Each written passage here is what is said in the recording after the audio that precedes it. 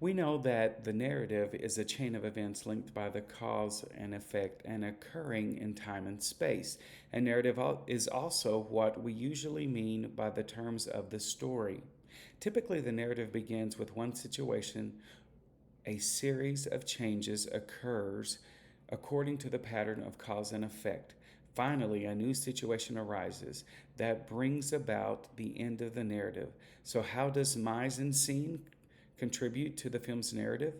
Mise en scene is a term that encompasses all the visual elements deliberately placed in front of the camera during filming. This includes settings, props, lightings, costumes, makeup, and the behavior of the characters. Let's look at Gone with the Wind.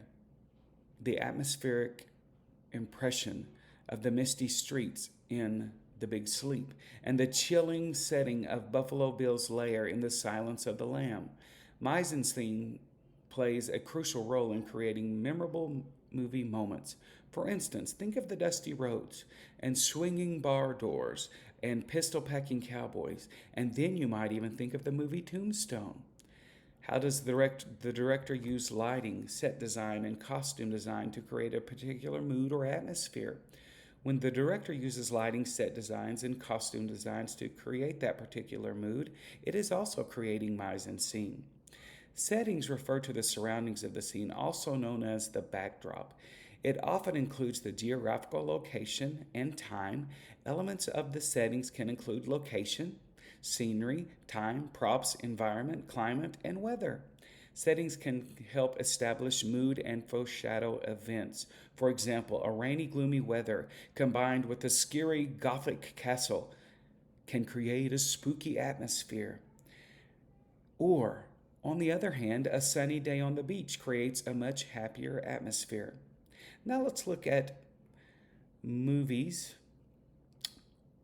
that lighting refers to how the director uses lighting to guide the audience's eye, creating texture and shape, and allows us to see what is happening. Elements of lighting include the quality and intensity of the light, which can be hard, or it can even be soft. The direction of the light is also important. There's a frontal light, a side light, a back light, a top light, an underlining. Additionally, consider the sources and the colors of the lighting as well. Costumes and makeup refer to the character's appearance. Directors may be very particular about the character's costumes. If Darth Vader wore colorful disco clothing like Austin Powers, he wouldn't come off as a scary villain. The director decided that he needed to wear black armor with a long coat. That makes him look more like a villain. Staging and blocking refers to the actor's movement and performance. Directors block out where their actors stand and their actions for the scene. How does the director use sound design to create suspense, surprise, and emotional impact? Sound designs greatly contribute to the feelings of the audience while watching a movie. Valuable information about the emotional aspects of a film is connected to the sound design, so understanding how it works and what it tells you is the key aspect to grasping what your content is all about. The truth behind great sound design is that it helps you truly immerse yourself into the story. So, much so that you might not even consider that it is even there.